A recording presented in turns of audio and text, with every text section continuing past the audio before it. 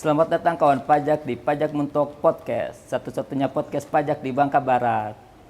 Nah, baik kawan pajak, di episode podcast kali ini kita akan membahas suatu topik yang lagi hangat di bidang perpajakan, yaitu program pengungkapan sukarela atau disingkat PPS. Nah, untuk membahas itu telah hadir bersama saya dua narasumber dari penyuluh KPP Pertama Bangka, ada Kak Andi dan Kak Kusuma. Apa kabar? Alhamdulillah sehat. Alhamdulillah. Nah, kita langsung saja ke Kak Andi dulu ya. Ya, Jadi Kak Andi, program pengungkapan sukarela itu apa sih? Terus latar belakangnya itu apa? Ada program ini. baik. Terima kasih Kak Fahri. Fahdi. Sebelumnya kami mengucapkan terima kasih atas kesempatan yang diberikan kepada kami. PPS ini, pertama PPS ini berbeda dengan tax amnesty. Biasanya orang menyatakan bahwa PPS ini sebagai tax amnesty jilid 2. Ya. Nah, seharusnya PPS ini berbeda dengan tax amnesty. Karena latar belakang keluarnya peraturan PPS ini karena masih banyaknya data yang belum dilaporkan oleh wajib pajak, sehingga pemerintah mengeluarkan program PPS ini. Karena wajib pajak yang sudah mengikuti tax amnesty juga masih ada harta yang belum dilaporkannya. Nah, jadi pemerintah mengeluarkan supaya wajib pajak menjadi patuh, maka pemerintah mengeluarkan program PPS ini. Oh, seperti itu. Jadi Pak, emang DJP itu tahu misalnya kalau kita punya harta tapi gak diungkapin, itu tahu dari mana datanya Kak? Izin menjawabnya Kak ya. Tadi kan udah dibilang oleh Kak Andi nih ya kan ya. Kalau misalkan PPS ini kan latar belakangnya itu atas data yang, atau misalkan harta-harta nih dari wajib pajak yang belum diungkapkan atau dilaporkan, dilaporkan, di mana berarti kan sebenarnya kan berkaitan dengan SPT. Oh iya, Nah, kita tahu. kemana wajib pajak lapor SPT gimana? Sebenarnya tuh PPS ini tuh kalau wajib pajak sudah lapor seluruh hartanya di SPT kemarin yang Aman, di ya? 2020 itu ya nggak perlu ikut ini kayak gitu kan, dan nggak perlu khawatir misalnya ada data, saya sudah lapor semuanya kayak gitu kan ya. Nah, tapi kalau misalkan wajib pajak itu belum lapor semuanya, nah ini kesempatan buat wajib pajak untuk mengungkapkan atas data yang kemarin tidak dilaporkan di SPT tahunan, terutama untuk yang kebijakan. Nanti ada dua kebijakan di PPS ini, itu di SPT tahun 2020. Nah, tadi kan Mas Fahri kan bertanya terkait DJP bisa tahu apa enggak gitu kan, bisa tahu dari mana. Nah, jadi DJP ini tuh bisa tahu dari, yang setahu kami Kak ya, itu ada dari dua cara. Itu pertama dari data IOI, atau dari kita sebutnya itu automatic exchange of information, di mana itu data yang sifatnya itu pertukaran data dengan negara-negara lain. Ya. Betul, yang mana kalau sejauh ini tuh dari segi DJP Indonesia ya Kak ya sudah bekerja sama dengan 100 negara di luar negeri.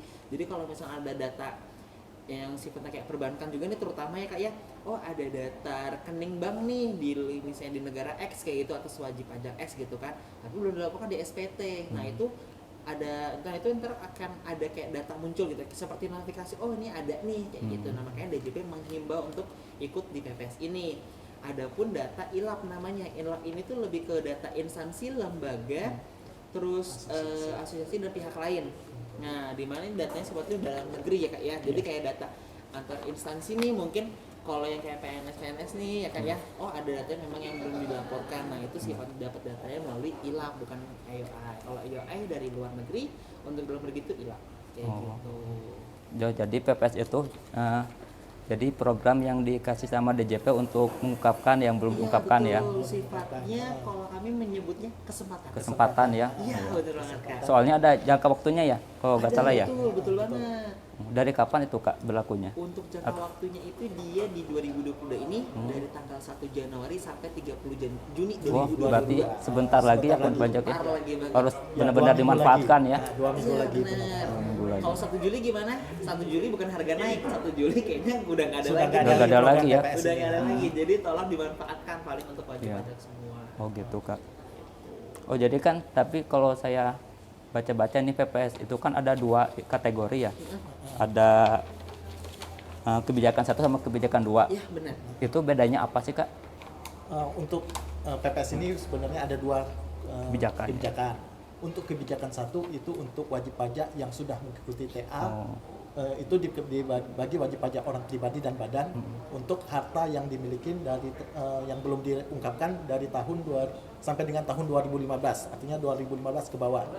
Nah, untuk kebijakan 2 itu untuk khusus untuk wajib pajak orang pribadi. Pribadi saja. Kalau badan tidak bisa, karena badan sudah dianggap sudah patuh. Jadi kalau untuk orang pribadi itu masih dianggap masih banyak yang belum patuh. Jadi program PPS untuk kebijakan 2 ini hanya diberikan kepada wajib pajak orang pribadi. Oh begitu Pak. Nah ini untuk manfaatnya nih antara kebijakan 1 dan kebijakan 2 itu ada bedanya gak Mas? Iya, kalau untuk kebijakan manfaat mengikuti program PPS ini untuk kebijakan kebijakan 1 yaitu apabila harta yang sudah diungkapkan itu tidak akan dikenakan sanksi kenaikan sebesar 200% sesuai dengan pasal 18 ayat 3 Undang-Undang Tax Amnesty. Nah, yang kedua, harta yang sudah diungkapkan oleh wajib pajak yang sudah diadministrasikan di kami itu tidak bisa lagi dipergunakan sebagai untuk dilakukan pemeriksaan kembali atau sebagai penyidikan. Tidak aakan dilakukan. Datanya tidak akan dipergunakan sebagai penyidikan di bidang perpajakan. Nah, kalau untuk manfaat kebijakan kedua, yaitu tidak diterbitkannya ketetapan kewajiban dari tahun 2016 sampai 2020, kecuali pajak yang sudah dipotong atau dipungut yang belum disetorkan. Nah, itu wajib di-store. Nah, yang kedua sama dengan kebijakan 1, yaitu semua harta yang sudah diadministrasikan tidak akan dipergunakan sebagai tindak pidana di bidang perpajakan. Oh, gitu. Tapi dengan catatan Kak, tadi oleh Kak Andi sudah dibilang, contoh kebijakan 2 ya. Tidak akan digunakan datanya untuk misalnya kayak data diselidiki lagi tidak akan tuh. Terus tidak akan dikenakan misalnya undang-undang sanksi tadi ya Mas ya, tadi kayak 30% tadi itu ya yang untuk orang pribadi, cuma itu atas harta sudah diungkapkan ya. Kayak gitu. Kalau misalkan nih di SP, jadi kalau kebijakan 2 kan basisnya kan SP tahun 2000, harta 2016 sampai 2020. Seperti ini ya. Di SP 2020 itu sebenarnya mereka wajib pajak X misalnya itu ada harta misalnya 10 tapi baru dilaporkan 7. Nah, di PPS ingin lapor 2 menjadi 9, ya kan? Tapi satunya tuh belum. Nah, satunya ketika program PPS berakhir itu mungkin saja. Kayak gitu. Jadi makanya kalau dari kami itu selalu menghimbau dan mengingatkan benar-benar diungkapkan ya. Iya, manfaatkan seluruhnya sebenarnya kayak gitu. Karena memang diaturnya sangat jelas kayak gitu. Untuk yang tidak diikutkan atau dilaporkan PPS itu bisa untuk dikenakan lagi ya sanksinya. Gitu. Oh, seperti itu. Nah, terus Kak kalau misalnya untuk lapornya itu kayak gimana sih Kak caranya? Lapor PPS.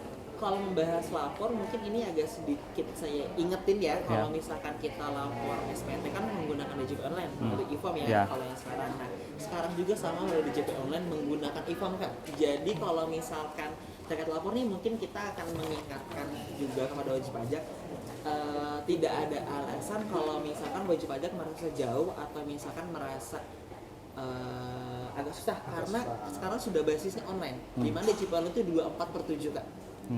Ya, 24 jam 24 jam per 7 hari. Online ya.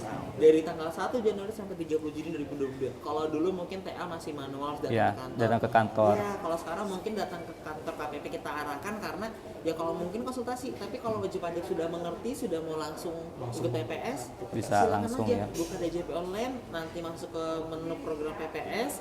Di situ nanti akan ada e-form yang diunduh. Terus nanti input data-data hartanya, berikut juga dengan data yang lainnya, silakan langsung input kirim SPPH-nya. Oh begitu. Ternyata cukup mudah juga kayak seperti kayak lapor SPT tahunan saja ya, nggak jauh beda. Yang penting catatannya harus punya kuota. Oh, iya Pak, itu yang paling penting Kak. Itu yang paling penting. Kalau nggak ada nggak bisa. Iya, paling kalau nggak ada kuota mungkin akan kita arahkan ke KPP, mungkin kita bantu dari segi jaringan. Kalau untuk melapor tentu tidak boleh Kak ya. Bisa. Oh gitu ya. Iya, sangat mudah sekali. Jadi jangan itu sih. Nggak ada alasan. Nggak ada alasan. 2 minggu lagi. Iya, harus benar-benar dimanfaatkan ya. Iya, benar. Oh gitu. Nah, seandainya nih misalnya ada wajib pajak kan biasanya dapat surat tuh untuk itu ya Pak ya. ada yang dapat surat untuk dihimbau ikut PPS. Ya.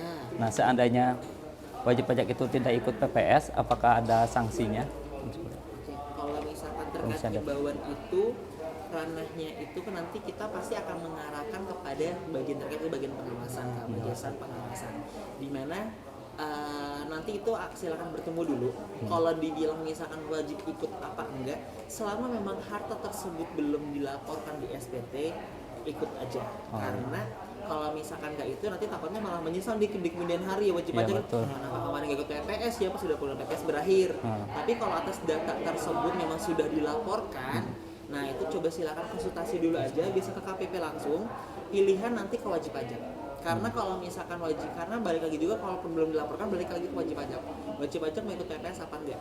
Karena namanya program hukum sukarela kak. Ini kan Sukarela sukarela. mau ngungkap apa enggak? Oh iya. Tidak Kayak bisa gitu. dipaksakan. Nggak dipaksakan ya. Iya. Tapi ini kecepatan besar Kak ya, Kesempatan besar. Betul. harus dimanfaatkan. Sukarela, kesempatan, banyak manfaat. Banyak. Ya, betul. Kayak gitu. Nah, jadi kawan pajak tunggu apa lagi, segera manfaatkan program sukarela ini ya, karena akan berakhir di akhir Juni nanti. Kalau misalnya masih kurang mengerti, mungkin bisa konsultasi ke kantor pajak terdekat ya. Seperti itu. Baik Kak, luar biasa sekali perbincangan kita kali ini. Mungkin ada tambahan lagi Kak yang belum disampaikan sebelum kita akhiri. Oke, mungkin kalau tambahan mungkin kita jargon bareng kali ya kak ya. Oh, Jadi iya. kalau PPS itu ada slogan bareng-bareng kak, namanya itu gotong royong, Gotong adil, royong. setara. Ada setara, ada gerakannya nggak Kak?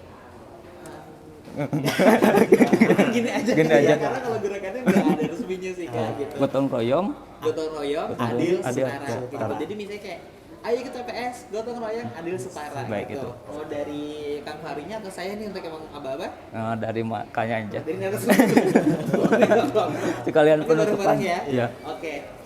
Kalau aku bilang ayo ke TPS, gotong royong, Gotong adil, royong, setara. Ya. Ayo ke TPS, Gotong royong, adil, setara. Assalamualaikum warahmatullahi wabarakatuh. Waalaikumsalam warahmatullahi wabarakatuh.